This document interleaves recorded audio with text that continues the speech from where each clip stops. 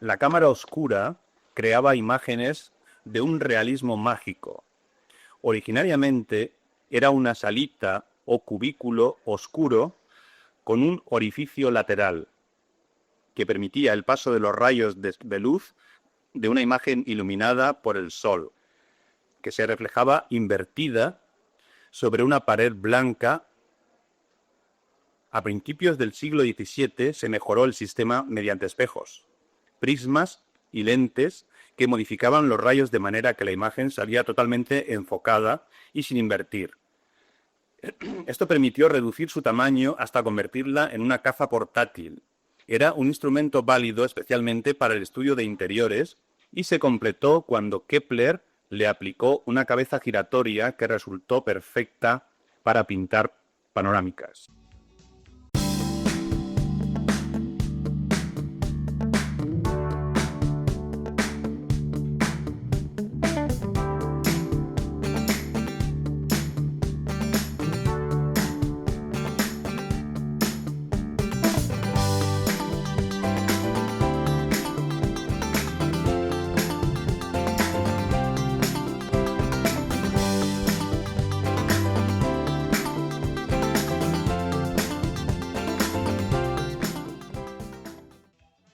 Buenos días, buenas tardes o buenas noches. Les habla José Bautista, artista plástico y presidente de la Asociación Culturarte. Os damos la bienvenida y las gracias por la asistencia a la edición número 24 de la tertulia de arte y cultura Culturarte.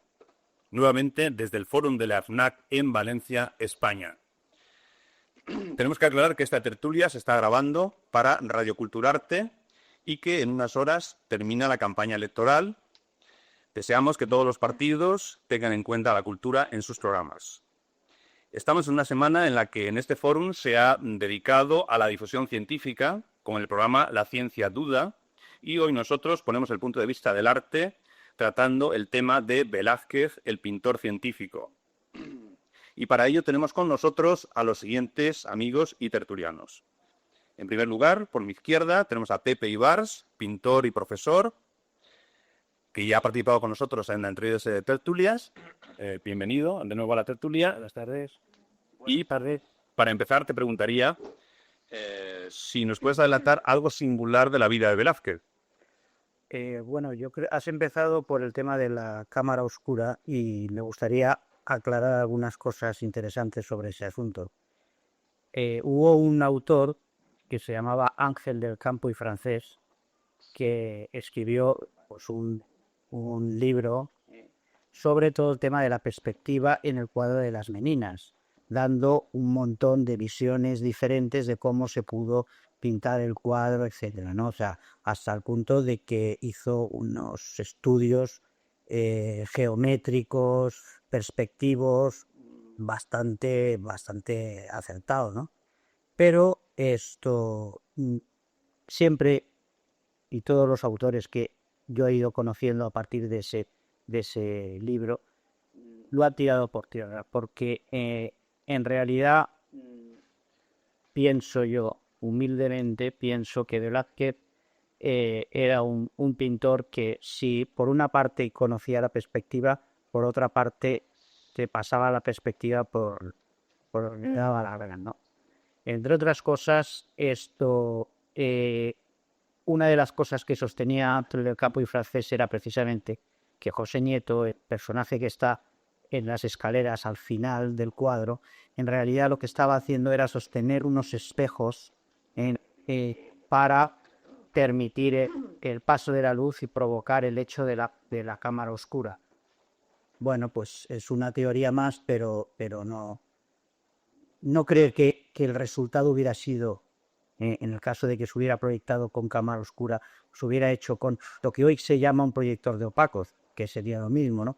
No creo que se hubiera conseguido el efecto de las Meninas. Puede ser que a lo mejor hubiera una aproximación y que luego él, al ver el resultado, lo variara todo o variara muchas de las cosas, ¿no?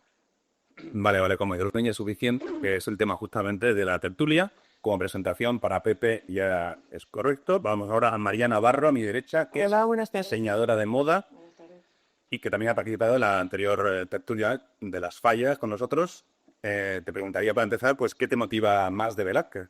Bueno, yo a lo que estaba comentando ahora Pepe Luis, bueno, de lo que hablabas del cuadro de Velázquez, a mí me ha llamado una cosa mucho la atención, y es que según Palomino, en unos estudios que han hecho, si dibujas una línea que va desde la cabeza de Velázquez por todas las cabezas de las figuras que componen el cuadro, se forma la corona boreal, que es una constelación, y cae la estrella, en la del medio, se llama Margarita, que recae sobre la cabeza de la infanta. Y creo que es una de las cosas más curiosas que he encontrado. En Velázquez. Sí.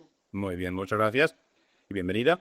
Y por último tenemos a Jesús Manuel Moreno, que es pintor, profesor de comunicación visual y vocal de la asociación.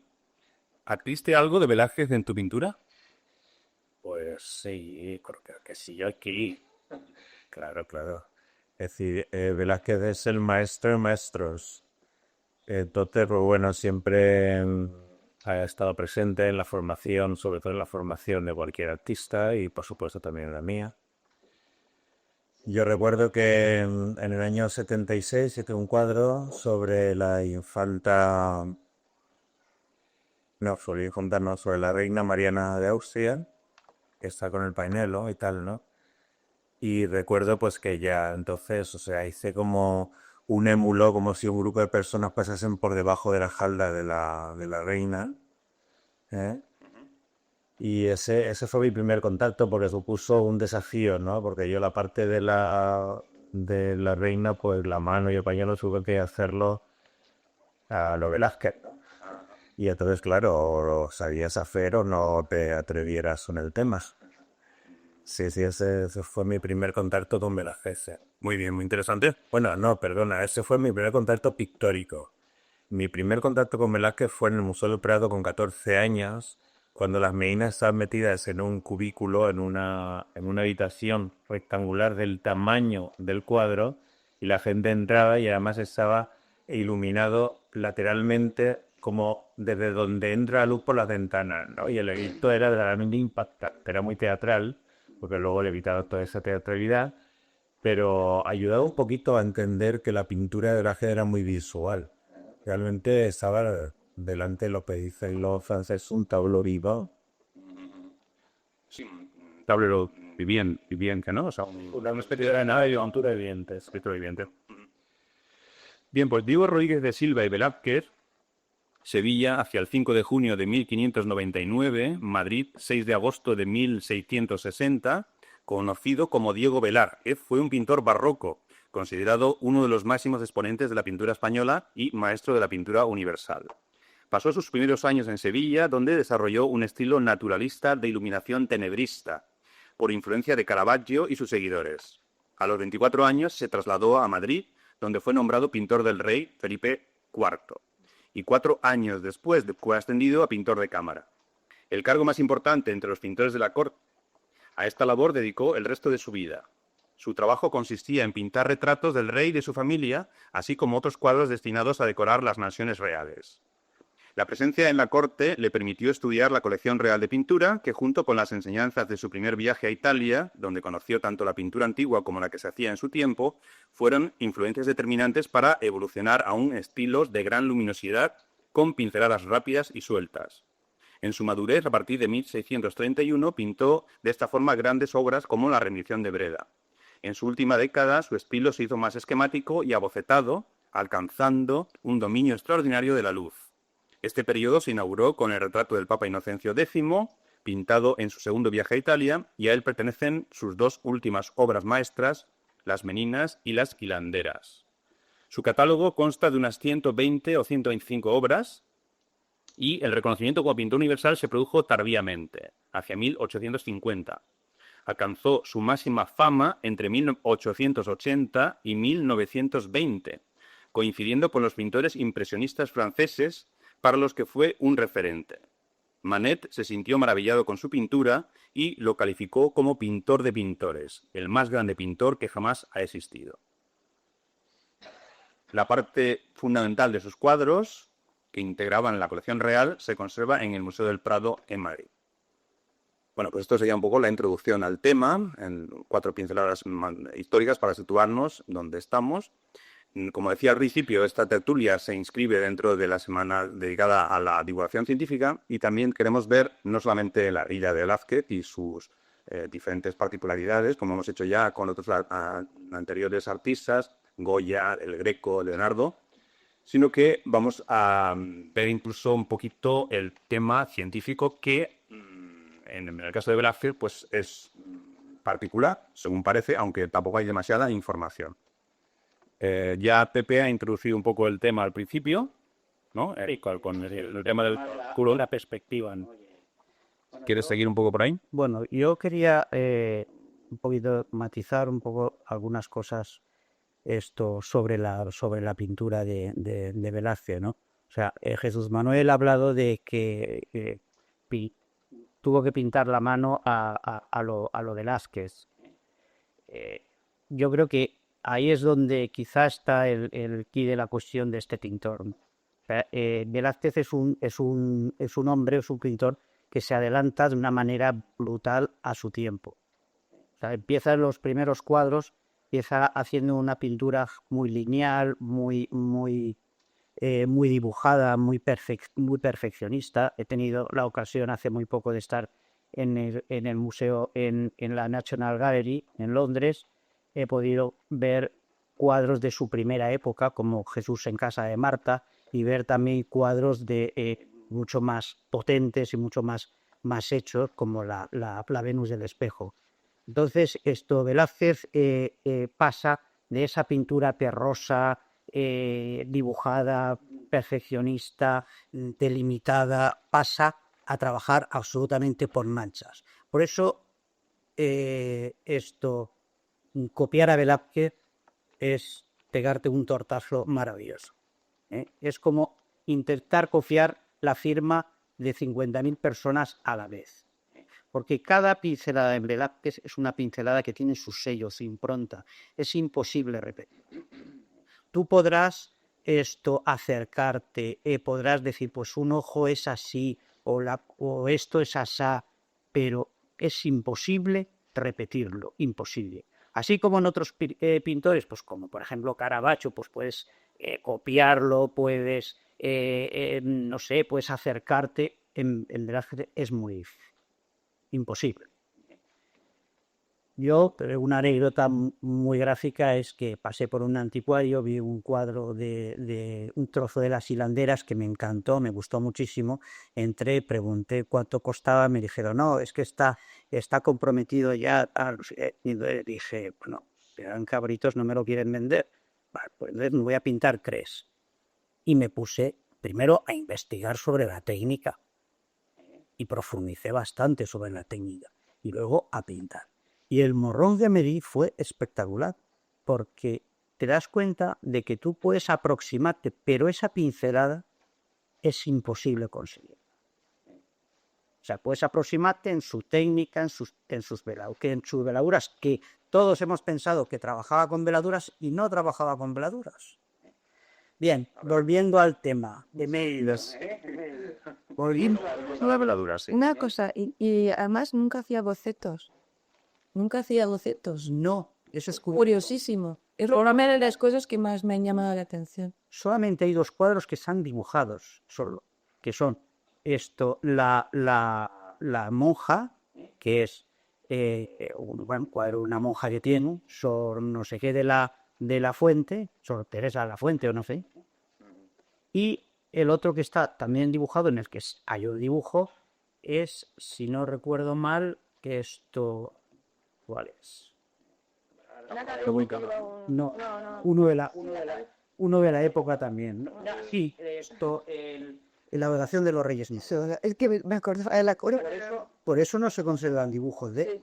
Eso me ha llamado muchísimo la atención porque generalmente los pintores siempre hacen muchísimos bocetos, llevan su libreta. Sí, Otros, ¿no? Llevan su libreta, donde eran un dibujito. Solo se conoce un dibujo que esté certificado que es de solo. Hay algunos más que dicen, no, puede ser de Velázquez, pero no. Solo hay un dibujo, uno. Y ya volviendo al tema, porque me he ido totalmente y José me va a matar, que la biblioteca de Velázquez. Velázquez es un pintor absolutamente científico, porque Velázquez tenía una biblioteca en aquella época de más de 100 libros, cosa que en aquella época tener más de 100 libros era casi imposible.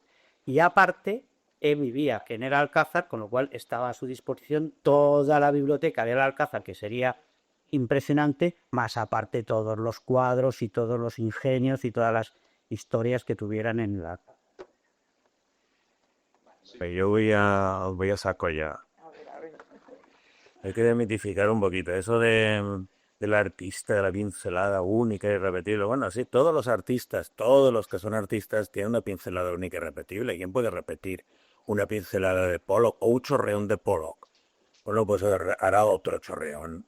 No, a lo mejor quizás tenga otro valor, no sabemos. Es decir, bueno, si intentamos ver desde el punto de vista de la ciencia, lo que tenemos que ver con Velázquez es qué nos puede aportar la ciencia, ¿no? Porque la única ciencia que parece que nos puede aportar es la historiografía, ¿no? Pero claro, eso como ciencia pues es un poco regular, ¿no? Porque luego veremos cómo hay opiniones contrapuestas, intereses, para decir que un cuadro es de Velázquez o que no lo es. Entonces, en ese sentido, sí que habría que pedirle a la ciencia que nos ayude a entender a Velázquez, ¿no? En Velázquez yo estoy de acuerdo con Pepe en lo que ha dicho, que es un pintón bastante único, en el sentido de que es un eslabón en la historia del arte fundamental. Y además, adelantarse 250 años a la pintura es verdaderamente una proeza, ¿no? Absoluta, ¿no? Porque realmente en su época se pensaba que es que no sabía pintar. Porque la técnica de la pintura, cuando miramos los artistas de corte de la época, pues si la señora iba con una puntilla de Flanders, de organza o de lo que fuera, el pintor tenía que demostrar que era capaz de repetirla en el cuadro, la organza, con todos los detalles, los nudos que tenía la organza, que ella, claro, ¿verdad? Que eso no lo hacía, ¿no? Y entonces, claro, se le decía que no sabía pintar. Pero es que no solo eso, es que entonces se utilizaba la técnica de la veladura que tú has citado, que la técnica de la veladura, que el Greco la utilizó maravillosamente porque no hizo una pintura relamida, pero sí utilizó esa técnica.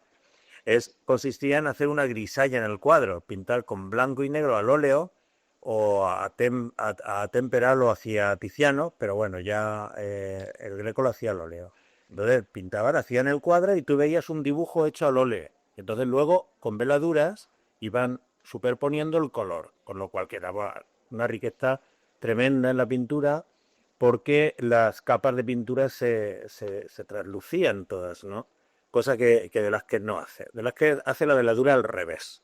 Él empieza lo que harán luego los impresionistas, que es manchar el concepto de mancha, el primero que lo hace es él. Manchar la tela, es decir, con un poquito de aguarrás, muy poquita pintura, con mucho aguarrás y muy poquita pintura, manchar, ¿no? Y sobre eso ir pintando, profundizando cada vez más en la pincelada, de manera que si se equivocaba en una cosa o si algo no le gustaba o lo que fuera, directamente encima lo ponía, ¿no? Y la pincelada última era la que marcaba, la que mandaba, siempre con un concepto, que es que los oscuros se dejaban siempre con poca masa pictórica, de manera que se dejaba traslucir con poquita capa lo que en un principio se había hecho con la mancha, solía ser oscura. Y al final las zonas de luz están como con más cantidad de materia. Entonces, siguiendo ese sencillo criterio, hace cosas absolutamente maravillosas y que nos siguen alucinando. Ahí están los pedazos de pintura más maravillosos de la historia del arte, no solo español. De la historia del arte están en la pintura de Velázquez, ese caballo que lleva Sí, la reina, ¿no? La reina Isabel de yo te Francia. comento así que está en una puerta. ¿Cómo se llama? El caballo. Bueno, sí, eres para el Salón de Reinos. Sí, en la. Sí, tú te refieres a Baltasar. A Baltasar, sí. No, pero Está en una el puerta. caballo es el de su madre, el que lleva su madre, que es blanco. Ya. Ella fue pintada en un caballo negro y entonces, en la ausencia de Velázquez, y entonces cuando volvió Velázquez, él retomó el cuadro y entonces pintó ese caballo blanco maravilloso que las crines se le caen sobre el morro y por el otro lado cuelgan de una manera espectacularmente bella, y entonces él ahí usó muchísimas capas con aceite de linaza diluido un poquito en esencia trementina y algo de barniz para que fueran trasluciendo, y lo hizo con muchas capas. Y entonces cuando te acercas al cuadro aprecias, ¿no? esa especie de cortinaje, ¿no? Que es un cortinaje nada detalloso desde el punto de vista como lo hacían los pintores de su época, que hubiese sido, que se hubiesen notado las crines una a una, de eso nada, es una cosa absolutamente plástica, pictórica y maravillosa. Bueno, Bueno, y ahora, como estoy entre tres pintores, yo les voy a preguntar qué les parece la paleta de colores que llevaba, que yo la estaba mirando en el cuadro de las meninas y lleva 5 colores solo. Sí, es muy interesante. Claro, es muy parco en color, muy sobrio en ese sentido. Todavía no se ha descubierto el color impresionista, en que es mucho más amplia la paleta en ese sentido, de pintar de natural. Bueno, tampoco es una paleta muy novedosa, es la que se lleva, no sé. Personalmente es que me ha llamado muchísimo la atención porque la paleta lleva 5 colores solamente. bueno, es la paleta española. Ah, bueno. Es decir, en España tenemos muchas tierras, desde el blanco España, carbonato cálcico, hasta el negro, Y el ocre de Valencia, el ocre, el el almagra. albero. Tenemos un montón de tierras, y entonces puedo decir para cosas. Sí, me sigue. Sí, pero te diría esto. Es decir, es que la paleta esa no es la que se usa en Italia. En Italia sí usaban los azules. Se usaba, por ejemplo, el amarillo Nápoles. Era un color que en España se desconocía. ¿Por qué? Porque nuestra pintura desde siempre había pintado con esos colores. ¿Por qué? Fundamentalmente porque son los que daba la tierra. Pero también, claro, y esa manera, esa paleta española es la que descubre Manet. Manet y otros, porque no fue el primero ni el primer francés en descubrirlo. Bueno, ya se ocasionó, hablaremos de esto. Yo cuando hemos hablado del tema de que Velázquez no pintaba con veladuras, yo me estoy basando en los estudios de una tal Carmen Garrido Pérez, que es la restauradora oficial de los cuadros de Velázquez. Hasta hace 4 días pensábamos que Velázquez pintaba de una manera determinada, que imprimaba de una manera determinada, que sus telas eran de una manera determinada, hasta que llega esta con unos cuantos más y entonces analizan los cuadros en profundidad. Hacen secciones transversales y ven desde la imprimación hasta las últimas capas. Con respecto a lo de los colores, en la época del Barroco, la gente, tanto en Europa como en España, se trabajaba solamente con 16 colores, 16, que eran 4 azules, 2 rojos, 3 amarillos, 2 negros, 1 blanco y 4 tierras. Velázquez trabajaba con esos colores, aunque él era un hombre que ahora mismo diríamos que es, pues cuanto más menos, o cuanto menos más, ¿no? Pintaba con muy poquitos colores, con una paleta muy reducida, pero a su disposición tenía 16 colores. Es evidente que él no empleaba los 16 colores.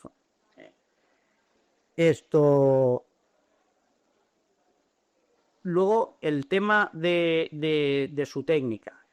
Su técnica es una técnica muy directa, tremendamente directa. Eso lo atestigua el tema de las imprimaciones. Siempre hemos pensado que hacía la imprimación que le enseñó su suegro, Pacheco, cuando escribe el Tratado de la Pintura, que es una imprimación que es lo que llamaríamos hoy en día una mediacreta. Siempre hemos dicho, bueno, pues Velázquez pintaría con una mediacreta, que consistía una parte de cola de conejo, primero una imprimación con cola sobre el lienzo de lino, luego la cola de conejo con una parte de blanco de albayalde, que no se conocía ni el blanco de zinc ni el blanco de titanio, solamente se conocía el carbonato basto de plomo, que era un blanco de plomo muy venenoso y que hoy en día está totalmente prohibido usarlo, porque muchos pintores morían precisamente del envenenamiento de eso. Entonces, pensábamos que hacía una imprimación así, ¿no? Con la cola de conejo, más el blanco con el albayalde y luego alguna tierra para mezclarla y nada. Pues esta señora ha descubierto que no. Ha descubierto que Velázquez hacía una imprimación, tenía 2 sistemas para imprimir. Uno, directamente, o sea, le daba la capa de cola de conejo, de cola de guantería, que se llamaba, y después le daba una mano de blanco de plomo con aceite de linaza. O sea, era óleo puro. Y esa mano le añadía o carbón, o le añadía ocres, o le añadía un rojo para que se quedara rosa, medio rosa, un gris rosáceo, la imprimación, etcétera. Y claro, eso es lo que a él le permite, cuando juega con ese tipo de imprimaciones, a él le permite ir directamente a la pintura. Y entonces tirarse a pintar y pintar pues desde las capas más delgadas a las capas más gruesas. Y luego lo que dice Jesús Manuel, que efectivamente si en algún momento él ve que ha metido la pata o no le gusta, tiene un arrepentimiento, pues coge, lo tapa y lo pone otra vez, porque no tiene problemas para pintar. ¿Verdad? Que es un tío que así como los pintores nos enfrentamos y es una pelea, cuando te pones delante de un cuadro, es una pelea a muerte con el cuadro en la que es muy difícil que ganes tú, Velázquez siempre gana. Esa es la diferencia con cualquier otro pintor. Velázquez siempre gana. ¿Y por qué digo eso? Pues porque hay dos cuadros que pinta a la vez, que son el Menipo y el Esopo, en el que uno lo resuelve en 2 patadas y no tiene problemas, es una pintura súper suelta, casi es esto, el óleo con el aceite y patatín y nada más, y el otro le cuesta mucho más y lo resuelve con unas capas de pintura casi de medio dedo. Porque él sabe que lo va a resolver antes o después, pero lo resuelve siempre. Desde mi punto de vista, esa es la diferencia fundamental entre Velázquez y todos los demás pintores que han pasado o que han existido, ¿no? No siempre ganamos, más bien siempre perdemos, y él siempre ha ganado. Muy bien. ¿Quieres decir algo sobre esto? O si no, pasamos a insistir o hay que para esa ciencia. Podemos hablar de la ciencia, claro, de por qué Carmen Garrido no se ha descubierto esto, ¿no? Esta señora que se merece un monumento, o lo menos un homenaje, porque claro, ¿Te has montado la película? no, es que esta mujer, ella de una manera muy científica y muy poco a poco, como una hormiguita trabajando con los cuadros de Velázquez, claro, publica La técnica del genio en el año 1992. Y entonces, claro, con las radiografías que se han hecho, la refotografía infrarroja y, en fin, todo lo que científicamente que es posible en ese momento, en el año 92, ella, en esta publicación se ven las fotos que, bueno, nunca antes habían visto, ¿no? De los cuadros de Velázquez, ¿no? Entonces, claro, aquí ocurre que esto nos ayuda no solo a conocer la técnica que él utilizó, sino lo que ya había apuntado antes, que es la cuestión, el tema de las atribuciones. Se ha dicho que pintó poco, ¿no? Porque se conocen 80 obras autógrafas. Creo que también, quizás entre las 80 no todas sean suyas. Y luego ocurre otra cosa, es que los cuadros que están un poco más flojos, hoy dice Pepe, ¿no? Se tiene todavía la idea del genio, la idea tan del genio de cuando ves un Velázquez que está un poco más desmanido, que está menos resuelto, pues resulta que no se le puede atribuir a Velázquez, pues no pueden decirse la tía no es A su yerno. Bueno, Acabó el yerno. pero tenemos en museos importantes, tenemos cosas, por ejemplo, aquí en este hay un retrato que se cree que será en el Museo Capitolini de Roma, hay un retrato que se piensa que es un autorretrato de él, que corresponde con un hombre de la edad de Velázquez, se le parece bastante, de cuando él está en Roma, y es muy fácil que sea suyo, pero ya no tiene la genialidad de los otros. ¿Qué pasa? Pues que en esta monografía lo han metido con calzador, porque no está la crítica unánime con que lo sea. Resulta que hizo una cosa maravillosa que fue el retrato de Pacheco, de su maestro, cuando era jovencito él, de Velázquez, y han tardado en decir que de Velázquez, porque claro, no llega a ser tan genial. Que ¿cómo va a ser tan genial si tenía 19 años el hombre cuando lo pintó? No es igual cuando tienes 40 y tienes ya todo un aval detrás, tío. O sea que en ese sentido tenemos un poquito que ser, y igual que este retrato que he enseñado de Roma, pues es que hay muchos por los museos, de las infantas, etcétera, ¿no? Entonces, yo esto lo decía porque la ciencia sí que nos tiene que ayudar a descubrir estas cosas con estas técnicas de visión interna de la obra e incluso con más que todavía estarán por descubrir, ¿eh? En ese sentido, por ejemplo, hay un cuadro que en la última exposición de Velázquez en Madrid, cuando el 400 aniversario se expuso como si tal cosa, que es el príncipe, precisamente el infante Baltasar Carlos en el Picadero, del duque de Westminster. Y entonces, bueno, este cuadro se ve que, no sé si el señor duque o quién, buscó quien le avalara la autenticidad, ¿no?, de este cuadro. Este cuadro no se puede decir que es de Velázquez, tiene una composición torpe. Además, para el momento en el que se supone que está pintado, hay un desmanimiento absoluto y total. Resulta que las figuras pequeñitas que hay en ese cuadro, pues están muy bien pintadas. Pero es que están tan bien pintadas como pintaban más con las figuras pequeñas, claro. Entonces, este cuadro lo atribuyó para que se pudiera exponer en Madrid, como de Velázquez lo atribuyó un tan Jonathan Brown, que el hombre ha venido haciendo, diciendo y deshaciendo cosas con las que yo no estoy de acuerdo. Por ejemplo, La técnica del genio, el libro que hizo Carmen Garrido, se publica en España como, como obra de Jonathan Brown y Carmen Garrido.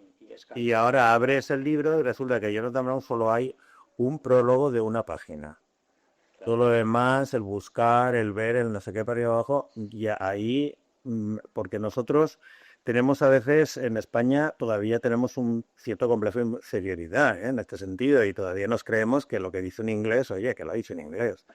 Lo que dice un español de Murcia, pues es lo dicho un español de Murcia, ¿sabes? Entonces eso es una cosa muy lamentable porque los ingleses especialmente tienen mucha labor en este sentido de buscar a gente que les ayude a sacar de otras tiendas cuadros que tienen ahí empolvados oye, y ahora se han encontrado un Zurbarán y ahora se han encontrado un Velázquez y no sé qué, eso lo hacen continuamente los ingleses, ¿no? Es decir, y nosotros al revés, nosotros encontramos cuadros que están toda la vida rodadas ahí y atribuidos. Ah, ahora resulta que este no es de Goya, ¿no? Y el otro tampoco es de no sé quién, ¿no? Y entonces, claro, en ese sentido, la ciencia nos tiene que ayudar a ser objetivos, ¿no?, con estas cosas, ¿no? Y a poder decir, bueno, es que resulta que hemos encontrado, digo yo, se me ocurre ahora, una genialidad que se me ocurre. Es que en este cuadro del Baltasar Carlos en el Picadero, resulta que hemos encontrado ADN de mazo. Hay ADN de mazo. No sé, pienso que la ciencia puede descubrir cosas todavía. De hecho, Jesús Manuel, la ciencia ha descubierto cosas tan interesantes como Velázquez tenía un taller. Y entonces él tenía a su cargo unas cuantas personas. Entonces, lo que él hacía, por ejemplo, se descubrió hace poco en una iglesia que había un no sé qué Matamoros, ¿cómo se llama?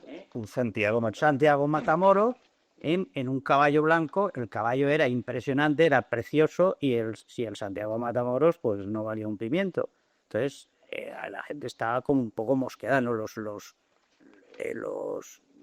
que veían el cuadro y los historiadores y tal, y los críticos veían el cuadro y decían, bueno, ¿cómo es posible que aquí haya tanta... Quitaron al Santiago Matamoros y se quedaron con un caballo? Pues resulta que el caballo era de Velázquez. Pues que Velázquez pintaba no un caballo, que pintaba 20 caballos. Y luego, pues aprovechaba y entonces una vez ponía al conde duque de Olivares, otra vez a Felipe IV o al que tocara. Pero el caballo era de Velázquez. Entonces los propios pintores de allí, de su taller, pues le ayudarían a terminar los fondos, o le ayudarían con las imprimaciones, o a preparar los colores, ¿eh? O sea, es que también hay que tener en cuenta, es que todos los temas técnicos, a mí o sea, cuando he descubierto a la señora esta, la Carmen Garrido, me ha llamado la atención y he pensado, el Velázquez de verdad está por descubrir, y solamente lo puede descubrir un pintor, solo.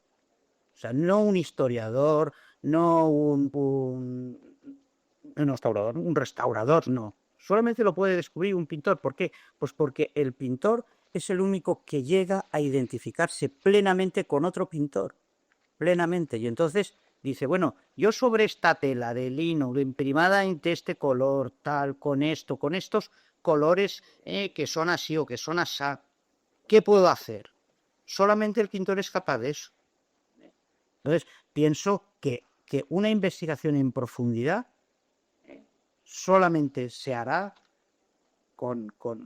es decir, bueno, si hemos descubierto una carta en la que Felipe IV le dice a Velázquez que se compre una moto, pues muy bien. O hemos descubierto un cuadro que no sé qué, que no sé cuántos, que parece que está... Vale, pero, o sea, meterse en la piel dentro de un cuadro de Velázquez solamente lo va a poder hacer un pintor. Solo. Pienso yo, ¿eh? Muy bien. Pepe, sí, lo he visto.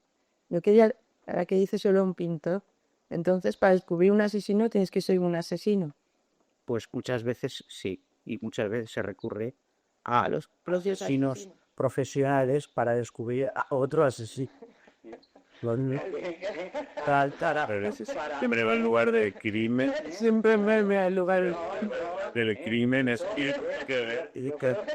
Muchas de las respuestas. Los asesinos en serie, ¿a quiénes preguntan primero? Pues a los asesinos en serie. Les preguntan, bueno, ¿y por qué lo de Spider? ¿Qué lo ha hecho así? O lo comparan, ¿no? O sea que yo creo que sí, ¿eh? Yo creo que se identifica más un pintor porque, lógicamente, pinta y sabe que eso que a lo mejor lo veo yo o cualquier otra persona, pero qué fácil, ¿no? Pero ahí está la verdadera complicación, cuando un pintor, un muy buen pintor, intenta pintar un Velázquez o intenta imitar cualquier genio, ¿no?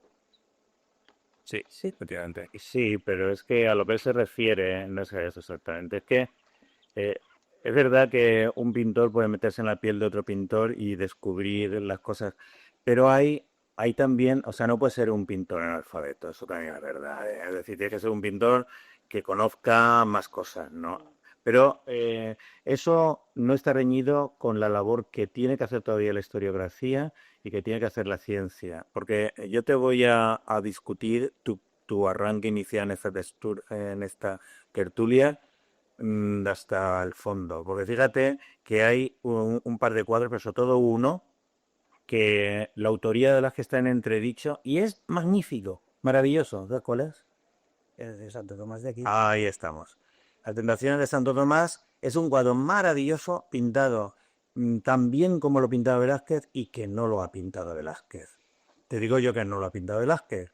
Yo me he metido en ese cuadro. La primera vez que lo vi fue precisamente en la exposición que he mencionado, en el Prado, que no se ve igual un cuadro en una sacristía o un cuadro puesto en el mismo Museo del Prado que en una exposición en el Museo del Prado, porque lo ilumina adecuadamente, calculan que la humedad sea la correcta, no sé qué, para que no se vaya a estropear por Luego que pasa que usted sí, también, ¿no?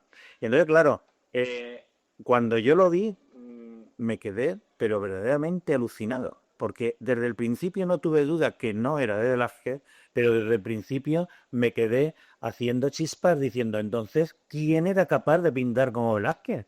Bueno, es que pasa una cosa. Hay un documento que certifica que el cuadro que se le encargó a Velázquez, un cuadro de Santo Tomás de Aquino para el Colegio de los Dominicos de Orihuela.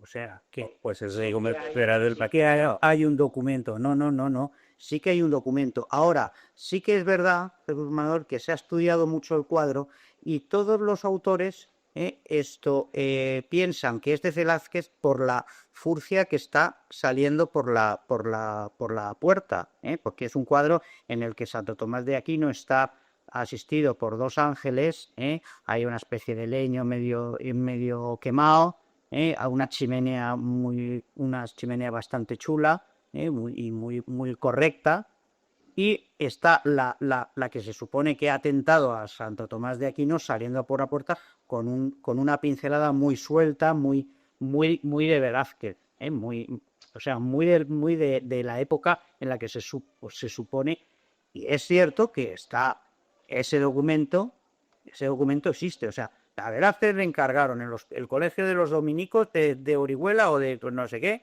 le encargaron un cuadro sobre su Pues a ver si me da la bibliografía. Y porque- es que hay algunos autores que lo llevan y otros que no. Por ejemplo, no sé si Jonathan Brown lo lleva en su catálogo, pero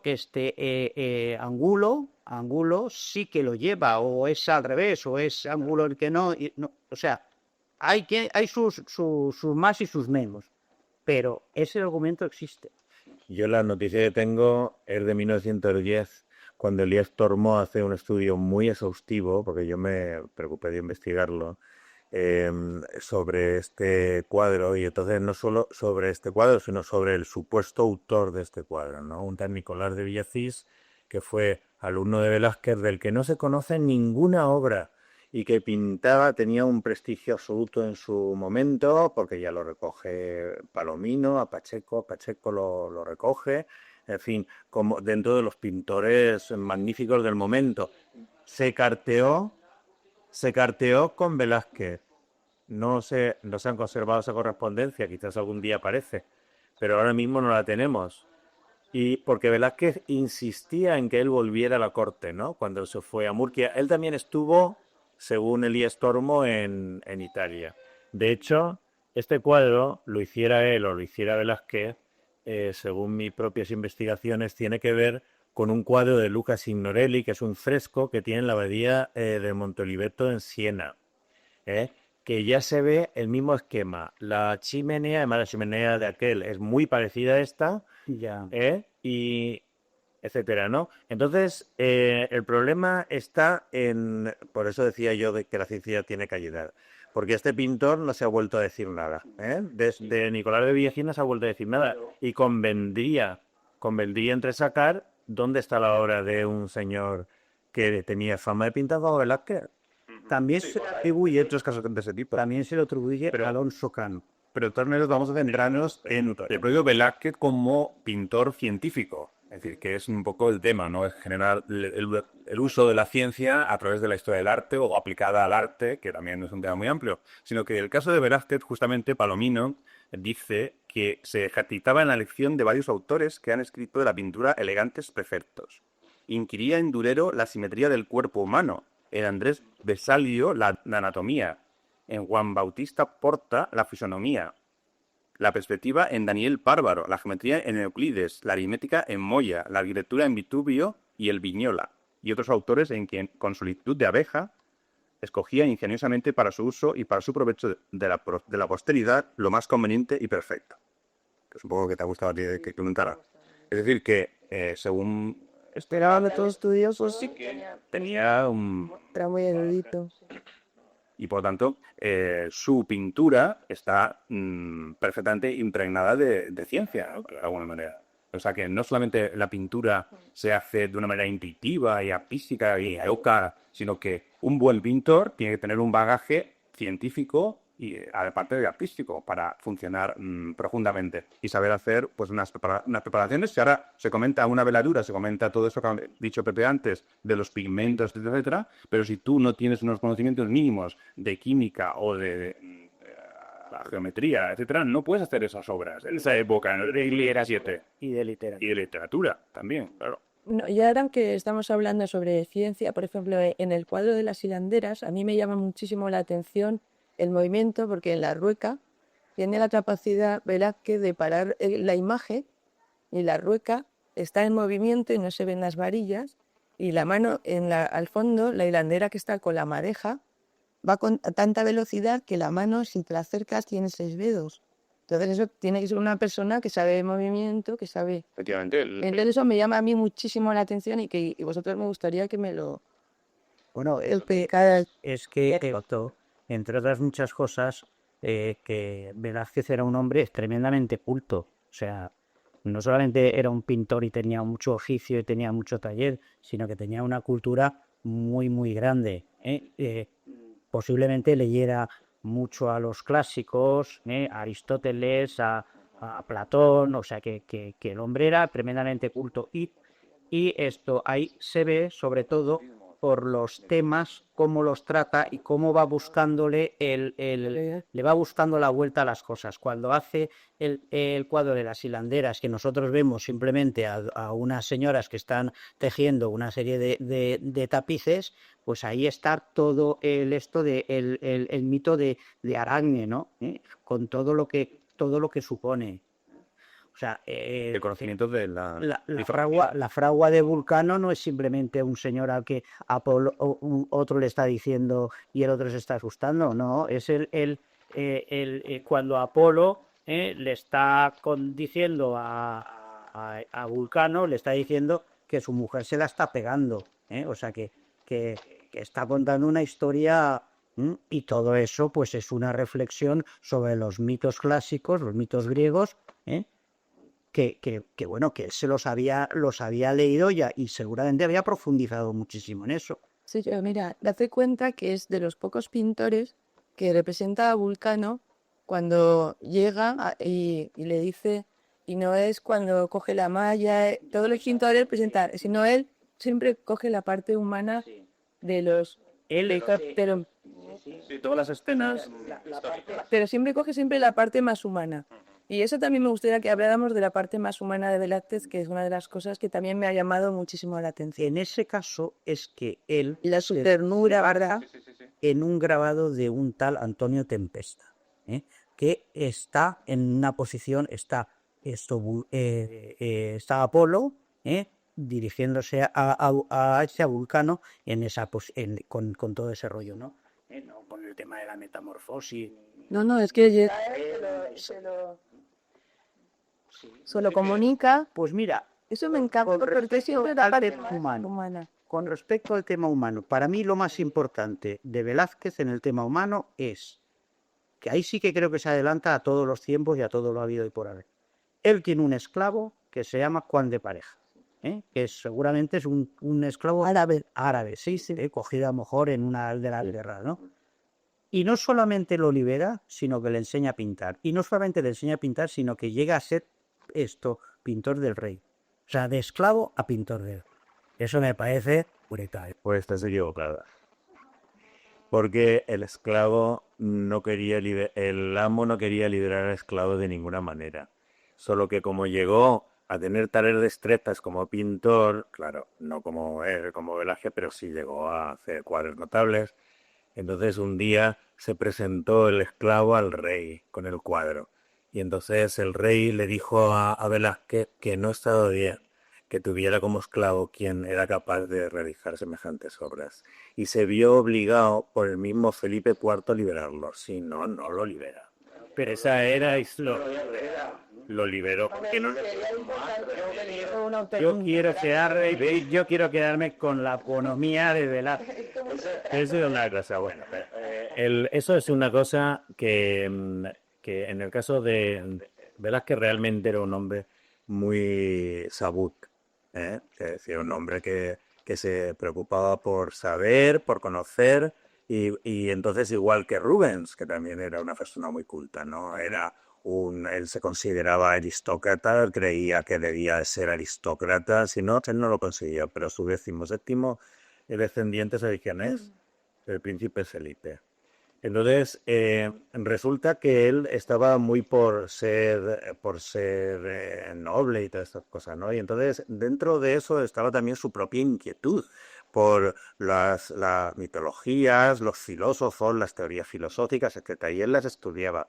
Pero es que también había otros pintores muy cultos como Carducho en la corte, que también era pintor, y sus obras no le llegan a las zapatillas las de Velázquez, es decir, e introduce en sus cuadros esas historias y muchas otras. Es decir, hay mucha a veces carga literaria en lo que se pinta, pero no es eso lo que le da el valor científico a la pintura de Velázquez, porque el que la rueca gire, eso es una pura intuición de Velázquez.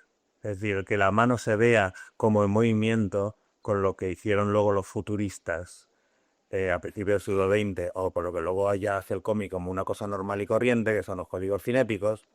Eso es una cosa que para su momento Bueno, pues yo creo que incluso mirándolo la gente no lo veía, o sea, no era capaz de darse cuenta de que es que la roca estaba allí verdaderamente en movimiento y por eso no se le veían las varillas. Es decir, tiene intuiciones tremendas en ese sentido, como por eso el espacio aéreo que pinta en sus obras, parece que está pintando el aire, ¿no? ¿Por qué? Porque tiene conciencia del espacio, ¿no? En Europa siempre la pintura ha sido de bulto, ¿eh? A diferencia de en Oriente. En Oriente la pintura ha sido de vacío, ¿no? El paisaje, pues hay grandes manchas huecas y tú te las imaginas, no tienes que saber que ahí está la falda de la montaña porque ves la cima y ves abajo la barca, ¿no? Entonces en Europa siempre hemos trabajado de bulto. Pues Velázquez no, Velázquez el primero que se da cuenta es que hay un espacio hueco, entre la figura que estamos viendo y nosotros. Y por eso se empeña en retratarlo. Por eso se da cuenta que si el personaje que está en la puerta, en las meninas al final, no se puede ver con el mismo detalle que el que está en la figura, la mujer, el hombre, la pareja que están en... Y yo, como el perro, ¿no? Digamos, ¿no? El perro, ¿no? Entonces, hay una conciencia de querer retratar el espacio, ¿no? Sí, la tridimensionalidad. Sí, es decir, y además ver que hay un paralelepípedo hueco ahí, ¿no? Ver que hay un paralelepípedo hueco y que lo quiere representar, ¿no? Eso Y sobre las meninas, justamente, creo que había también una teoría muy interesante. Hay muchas teorías, hay muchos documentales analizando el espacio, el tema de los puntos áureos, el punto del espacio tienes, ahora me quedas tú. Incluso una versión que has dicho tú al comienzo, interesante. Sí, hace unos años estuve pues muy interesado con el cuadro de las meninas cuando me encontré con el libro este de Ángel del Campo y Francés. Y bueno, pues empecé a jugar un poco con todos los elementos que tenía el cuadro y al trazar una diagonal y una perpendicular a la diagonal, encontré que esa perpendicular cortaba a la primera diagonal en el punto donde iban a fugar todas las líneas del cuadro. Con lo cual puede ser un punto intuitivo, pero yo creo que Velázquez conocía el tema de los puntos áureos y todo esto. La proporción áurea. Proporción áurea. Que ya Leonardo da Vinci había destapado y que ya se había utilizado en el barroco anteriormente. Sí, luego otra cuestión también que has comentado interesante sobre la cámara oscura que hemos comentado al principio, si se usaba o se usó para las meninas en la cámara oscura, el hecho de encontrar espejos en el taller después de su fallecimiento, ¿no? También has comentado. Yo pienso que los espejos que se encontraron cuando falleció en su taller posiblemente fueran espejos que se utilizaran para multiplicar la luz en el propio taller. Yo no creo, y si utilizó la cámara oscura, si la utilizó, pudiera ser que la utilizara, fue simplemente para obtener una serie de líneas y punto, y nada más.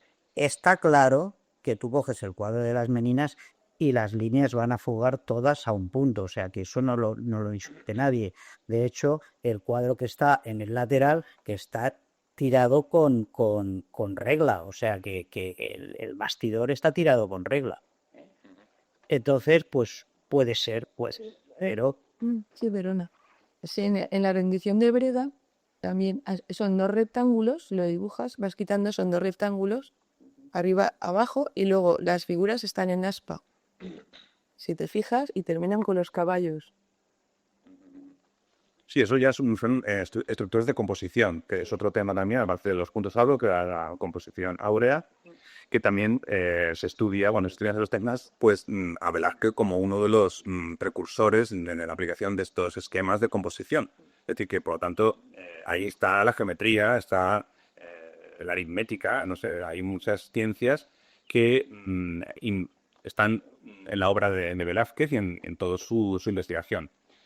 Con respecto a las meninas, también se comenta que estaba pintando el famoso cuadro que está pintando Velázquez, a los reyes, y que hay un reflejo de ese cuadro en el espejo que está posteriormente. Es decir, que ya en ese cuadro se ve que hay una sabiduría importante de la óptica, y por lo tanto, del manejo de los espejos, porque plantearse un cuadro de esa manera, o sea, yo creo que incluso posteriormente es que no se ha hecho grandes cosas en ese sentido.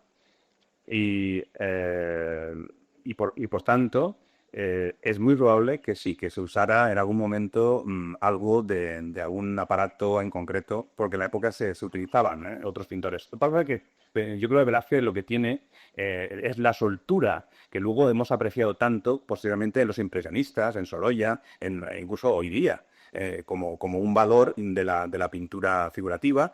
Y en ese sentido, Velázquez es uno de los primeros que empieza a soltarse con la mano, con el pincel, y que es la característica que queremos ver en él, a diferencia de todo como hablaba antes de la operadura y todo eso.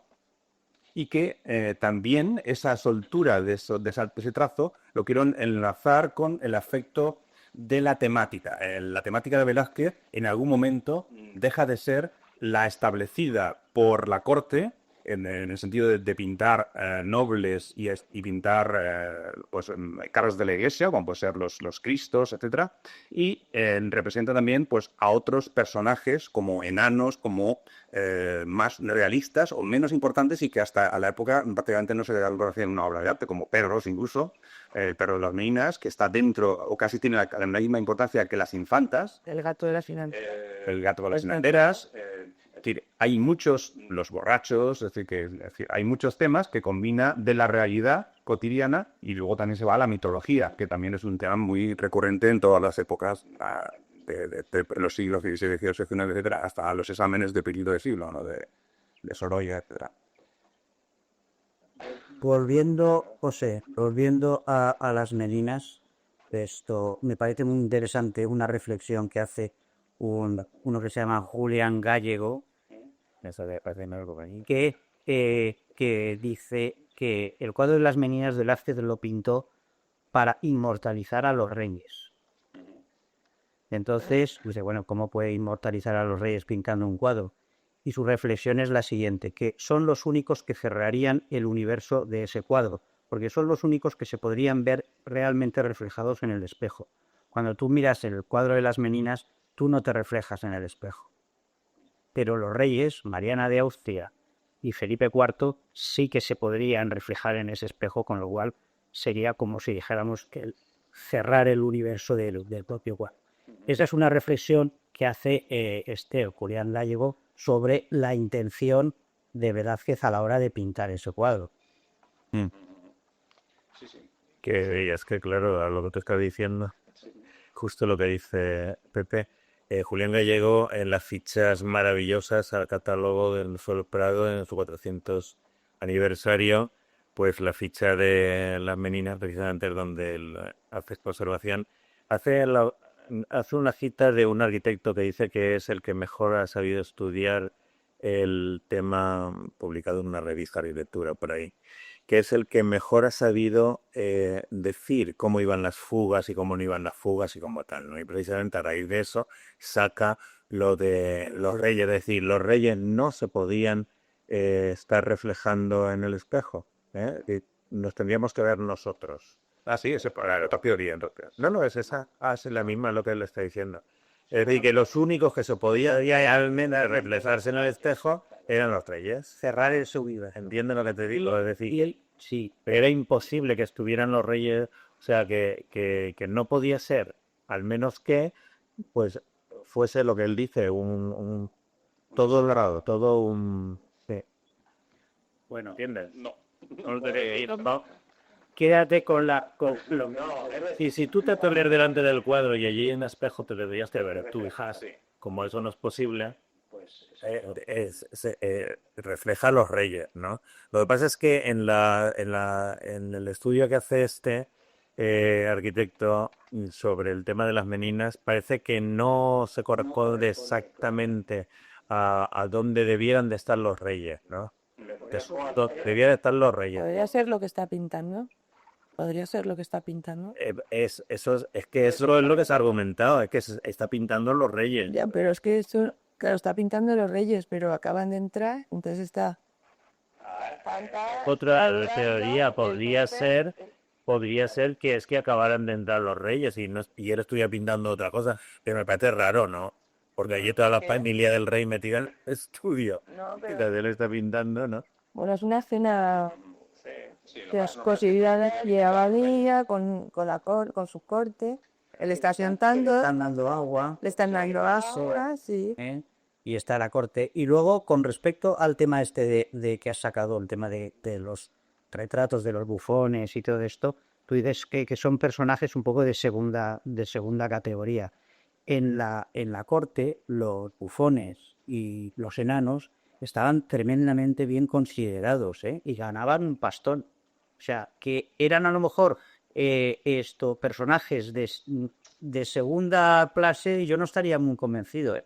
O sea, eran el Lezcano o no sé, el tío este que está de Calabacillas.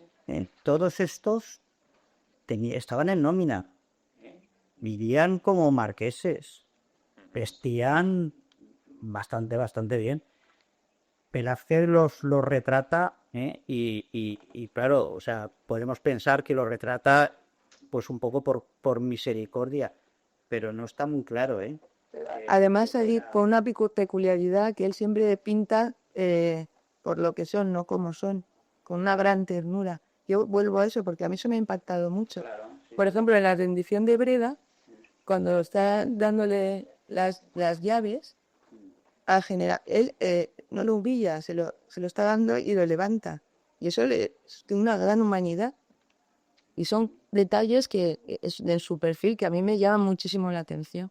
Yo pienso que era un gran hombre. Sí, por eso es una de las cosas que me ha sorprendido, porque yo... Es un gran hombre, aunque en el caso de la rendición de Breda ya hay cuadros y grabados en los que las posiciones son muy similares. O sea, Bueno, a mí me ha sorprendido, ¿no? esa posición de que el general que está vencido, le está entregando las llaves y el otro lo está cogiendo así, ¿no? Ante aliados, entonces lo levanta y con muchísima ternura. Igual que cuando pinta a los enanos y a todas las personas. Los pinta como son, no por lo que son. Entonces siempre es como el alma o caco de las personas. Como una instantánea, ¿verdad? Como retratista, sí, ¿eh? O sea, puedes pensar que el cuadro de las meninas es fantástico y maravilloso. Pues la hilandera, maravilloso. De la rendición de Breda, lo que quieras. Pero como retratista, el retrato a Inocencio X, Con toda su cara y su desconfianza creo terrible. que no se ha llegado a pintar un retrato como ese nunca. Sí, eso se apreciaba, que se ve todas, por lo visto era un hombre muy desconfiado y tenía muy mal y entonces, ves, y lo ves muy desconfiado como es, entonces él sigue, me he dado cuenta que pinta a personas como son, no por lo que son. De hecho, dicen De muchísima medida. que el Papa, después de pintarle el retrato, dijo, pero tropo o algo así. Poder, vero. Demasiado real. Sí. Demasiado real. Sobre el tema de las meninas, si tenía los puntos áureos y toda esta película que hemos hablado antes, también hay que comentar que el uso por parte de los artistas de la ciencia, de la geometría, es siempre aproximada. O sea, nunca un pintor se va a dedicar a hacer en un lienzo un croquis como en algún arquitecto, es decir, con tiralíneas. Quizás algunos hoy día, pues sí que lo llegan a esos niveles, pero en esta época, naturalmente, no creo que se fuera de esa manera, sino que aplicando unos conocimientos aproximados de la perspectiva o aproximados de la óptica, pues el autor decide qué es lo mejor para la composición. Es decir, lo mejor en el caso este que estamos hablando, el reflejo de los reyes en el espejo, si el reflejo real óptico fuera otra cosa distinta, es decir, que el espejo tal como está colocado no reflejara el cuadro, sino que reflejara el hueco, pues entonces sería un vacío allí que compositivamente no queda bien, queda mucho más interesante si el espejo refleja algo. ¿Y qué va a ser? Pues en ese caso el cuadro, aunque aparentemente, o si hacemos un análisis científico, no coincida. Es decir, que la utilización científica, y estamos en ese tema hoy, por parte del arte, no es nunca la misma que haría la ciencia. Igual que viceversa, es decir, la ciencia, si utiliza el arte, pues no tiene que hacer lo mismo que hacemos los artistas, sino que tiene que hacer lo suyo, aplicando el arte a su manera.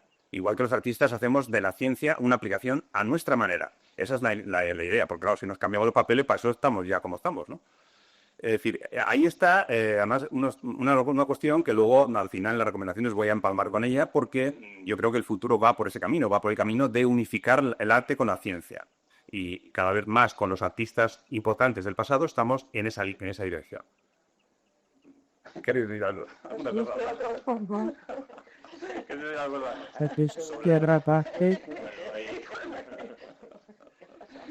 Hay un aspecto...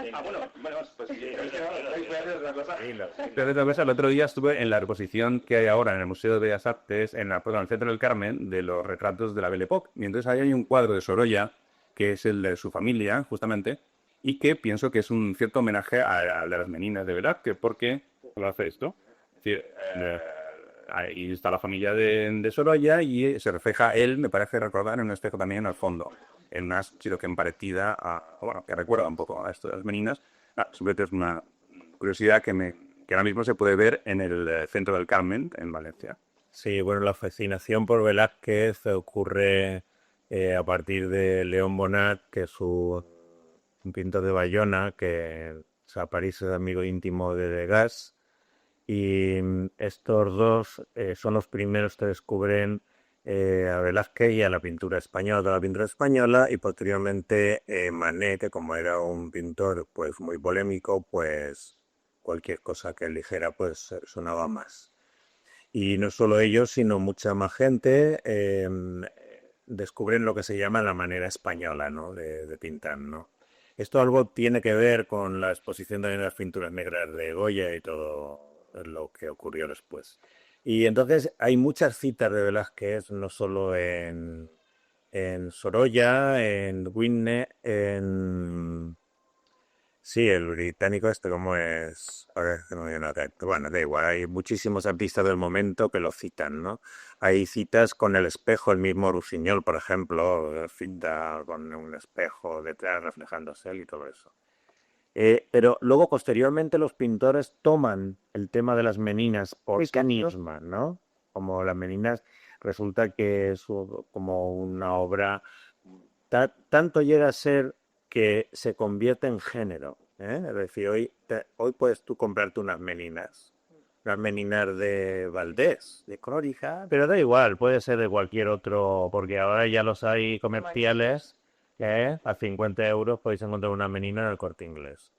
Lo que quiere decir que hoy una menina es algo parecido a un bodegón, ¿eh? Es decir, has cogido el tema de una señora cortesana española del siglo XVII, ¿no? Más o menos así, y luego has hecho una cosa más o menos moderna, porque claro, las meninas de hoy pues ya es otra cosa, ¿no?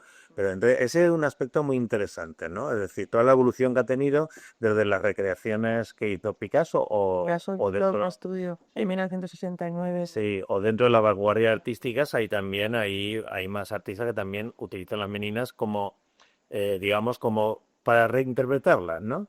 Y luego, al final ha quedado pues como género, o sea que es todo un...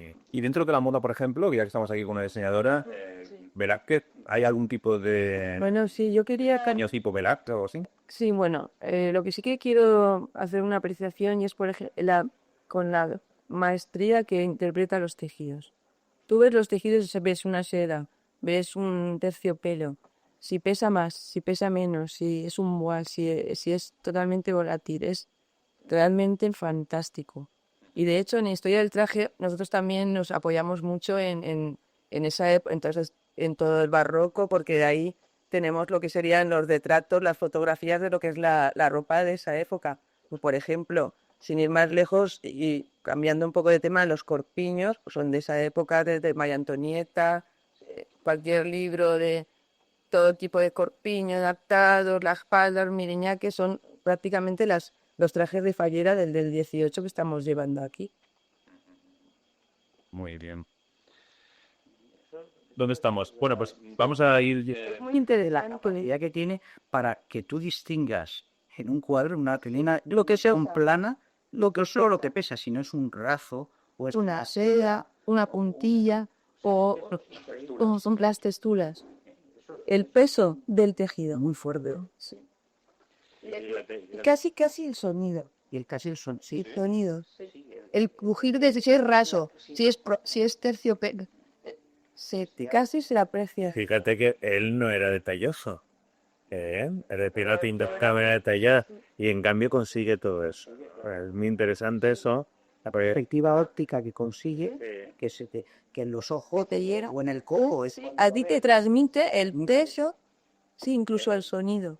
en los estudios de Bellas Artes había una asignatura que se llamaba de ropaje, que consistía claro, sí, no, pues ropaje, que consistía en que los aprendices de pintor aprendieran a diferenciar todas las turistas, que la tela sea vaporosa o sea pesada, que sea burga o no. Un brocado de venos brocados. Si el brocado es de terciopelo, si el brocado es de seda, es impresionante. Yo tuve un profesor, don Benjamín Suria, que No hemos tenido que el hombre se quejaba de esta transformación de la Escuela de Bellas Artes, cuando la gente no quería aprender a representar tejidos, que se quejaba porque él decía esa maravilla, esa cosa tan sutil de poder representar tejidos y no quieren aprender, él se quejaba el público y en privado de que los alumnos no quisieran aprender esas cosas. Sí, lo que hago las platipio, la espanta y sabello. De ahorita la de español, ¿verdad? Que es que tienen eso, la reina Mariana y también tiene la infanta otros. Sí, le encanta tiene arte. Que también está con el pañuelo. Uno le lleva la tierra y al otro El pañuelo por excelencia es el de la reina Mariana. Parece. Luego la Venus del espejo. También tiene una curiosidad como la proporción de la cuadrura, ¿no? Que querías comentar tú, en el sentido de que Velázquez es un pintor que por primera vez utiliza la representación femenina como algo realista, natural, a diferencia de la época, por ejemplo, de Rubens o de otros pintores que hay una cierta deformación ahí, ¿no?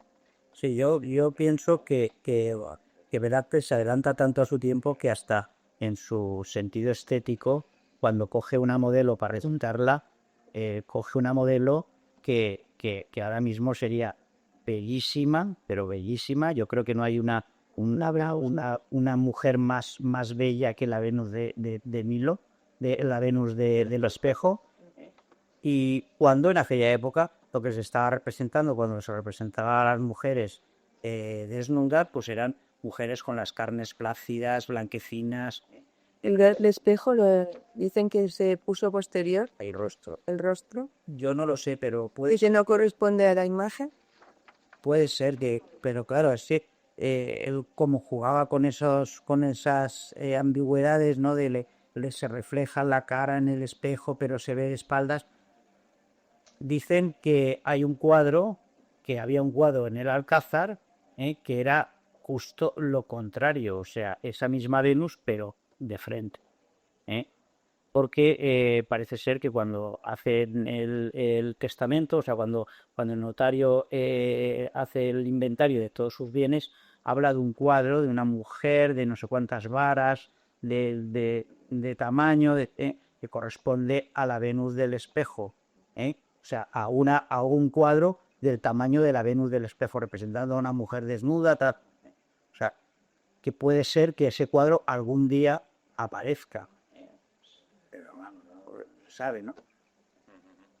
Sí, bueno, hay un momento en el que damos la palabra al público que nos está aquí escuchando en estos momentos en el Fórum de la FNAC en Valencia, por si quiere comentar algo con respecto a lo que estamos hablando, para ya ir cerrando esta tertulia y pasar a las recomendaciones de eventos próximos, etcétera. ¿Eh? Sí. Entonces, si hay alguien que quiera decir alguna cosa, pues levanta el brazo y se acerca por aquí al micrófono, etcétera. Si no hay nada, pues bajamos a las recomendaciones finales. Yo no me sé ninguna. ¿Qué? Que no me sé ninguna. Sé muchas, pero creo que ahora mismo, por ejemplo, sí, en el Palau, pues en la ópera está Ainhoa Arteta y es lo que les recomendaría, pero no es con la... ¿Está recomendando ya, no? Sí, yo también. Acércate al micro, porque si no, no... Siempre me dejáis sin micro. La otra vez igual. Es verdad. Bueno, yo... Sí, Sí, yo más que nada. sí, me tenéis ahí. Bueno, yo recomendaría en el Palau, hay ópera ahora, está Ainhoa Arteta y otros artistas que realmente habría que ir a pasar un buen rato al... Muy bien. ¿Jesús Manuel? Pues yo en la ya citada, el retrato en la Belle Époque, en el centro del Carmen, me parece que ahí se ve mucho de la fascinación que Velázquez suscitó a finales del siglo XIX y principios del XX, ¿eh? También con muchas emulaciones hacia lo que él hacía, porque no solo la familia del artista es Sorolla, la otra familia, no recuerdo de quién es, que también es una familia con 3 o 4 niñas y un niño, es también una evocación absoluta de la pintura de Velázquez, porque un poco se encontraban estos artistas que les fascinaba tanto Velázquez, se encontraban entre dos aguas. Thorne le pasaba un poco igual, ¿no? Y a más gente. Porque Velázquez era muy terroso, ¿no? Y muy así, ¿no? Y a la vez ellos querían hacer una pintura al aire libre, impresionista y de mucho colorido, ¿no? Y entonces estaban ahí a dos aguas, y a veces estaban a dos aguas, ¿no? Y eso es lo que le pasó también a Velázquez, que pues el otro retrato que también se expone individualmente en una sola parte en el centro del Carmen, pues le pasa eso, un retrato absolutamente velazqueño, ¿no? Entonces está hecho pues con los colores tierra españoles de siempre, ¿no? Sin ninguna concesión al iluminismo que le estaba haciendo en ese momento, ¿no? Y bueno, y hay otros artistas que también son todos muy interesantes de ver. Sargent, por ejemplo, ¿eh? También pintaba, también era un enamorado de Velázquez. Hubo una exposición hace poco en el Prado donde le pusieron un cuadro que es emblemático suyo para que se viera la influencia que él tenía de Velázquez. O sea, quiero decir, porque ahora con esta exposición, como con muchas otras cosas que se están investigando, pues hay una vuelta un poquito a una relectura, ¿no?, de la historia del arte moderno, sobre todo, ¿no? Es decir, estos pintores que hasta ahora habían sido un poquito rechazados por la historiografía, sobre todo la historiografía del siglo XX, pues están siendo reivindicados porque se ha visto que la pintura, sobre todo la norteamericana, la pintura que se hace en los años 40 y 50 en Nueva York, está muy mediatizada por estos artistas, ¿no?, que fueron muy vanguardistas, como hemos podido ver con lo de la National, la Hispanic Society de Sorolla, que te resuelve 2 metros de pintura con un brochazo dejando chorrear la pintura. Eso hasta Sorolla no lo había hecho nadie, ¿no? Entonces es otra evolución, otro camino de la evolución de la pintura moderna que hasta ahora no se había considerado. De Kooning, etcétera, no llegaron a donde llegaron gracias a Kandinsky o a qué te voy a decir yo, a cualquiera de los informalistas europeos de principios del siglo, ni a nada, no. Llegaron por el camino de estos otros que fue un poquito más lento, pero que fue realmente fundamental. Muy bien, Pepe Vas. Yo voy a recomendar un libro que además hasta se podría encontrar allí. Es un libro que he leído hace poco y que me ha cambiado un poco el sentido que tenía de Caravaggio. Un libro de una tal Helen Landon, que es una biografía sobre Caravaggio. Es un libro barato, hay 2 versiones. La versión de tapa blanda es una cosa así, más o menos, y así de gordo, creo que vale 15 euros o por ahí, o sea que es asequible, ¿no? Y el otro más caro es de tapa gruesa, etc. Es un libro que yo creo que dice todo sobre Caravaggio, porque no solamente habla sobre él, sino sobre su mundo, sobre el Caravaggio en Roma, toda la gente que lo rodeaba, todo el ambiente que lo rodeaba, cuando pasa a Nápoles, cuando pasa a Sicilia, como se lo destierran a Malta, en fin. La historia de Caravaggio, que es súper atractiva y súper interesante. Y todas las biografías de Caravaggio pues se quedan siempre en los lugares comunes, y esta no. Esta te habla del mundo de Roma, de los palacios, te habla de la corte, del papado, te habla de cosas increíbles. Y me ha parecido un libro fundamental. Tanto es así que me gustaría ir a Roma solamente a ver la Roma de Caravaggio, ¿no? Y allí también, ¿no? Claro, Caravaggio. Y por ejemplo, de eso, lo que son los 7 pecados capitales, que es muy esotérico, Eso es fantástico. que tiene está en el ojo, está Cristo, ¿sí? No, quería saber cómo se llama el autor. Helen Langdon. Yo me llevé una sorpresa. Yo lo tuve que comprar en Valdesta. En la calle del Mar me lo encontré en Valdesta. Pero un día viniendo por aquí, lo vi aquí. Dije, ostras. Pero es que a mí me ha fascinado. A lo mejor, no sé, lo lees y le parece un rollo, ¿no? Me parece que te metes muchísimo. Jesús Manuel me ha visto muchas horas de los libros, dando un coñado con el libro. Me parece un libro muy potente. Muy bien, estupendamente. Pues nada, leeremos, iremos a la ópera y a ver pintura también, y, aunque ya la he visto yo un poquito. Pero además de todo eso, yo os recomiendo la radio, y que es otra cosa más. Y que en ese sentido, pues como ya sabéis algunos, pues tenemos una radio Culturarte que llevamos ya más de 3 meses emitiendo 24 horas todos los días y que, bueno, pues estamos con una audiencia bastante importante, internacional, etcétera, etcétera. Y que esto nos va a permitir estar por lo menos hasta noviembre emitiendo gratuitamente además. Y ahí estamos remitiendo las tertulias que hemos hecho aquí, que son ya 24 con esta. Esta misma que estamos grabando ahora mismo se pasará a partir del próximo jueves a las 8 de la tarde y se repetirá durante toda la semana a diferentes horas. Para acceder a la radio hay una página web básica, aunque hay otros enlaces, etcétera, no voy a decir, que es la de culturarte.playderradio.com. Play de radio se escribe en inglés como play más T-E-T-H-E y luego radio.com, ¿no? Que es culturarte.playderradio.com.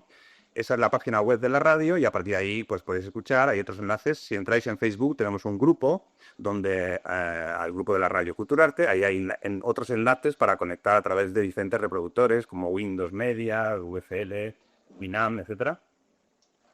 Bien, aparte de esta de la propia programa de las tertulias, o también hay programas de música, de literatura, hay entrevistas. Concretamente, el lunes próximo también se va a estrenar una entrevista que hice ayer precisamente a una pareja de Sitges que son muy interesantes, muy novedosos y que puede ser algo muy histórico. Y además lo tenemos en exclusiva para Radio Culturarte a partir del lunes a las 8 de la tarde. Se trata del holocinetismo.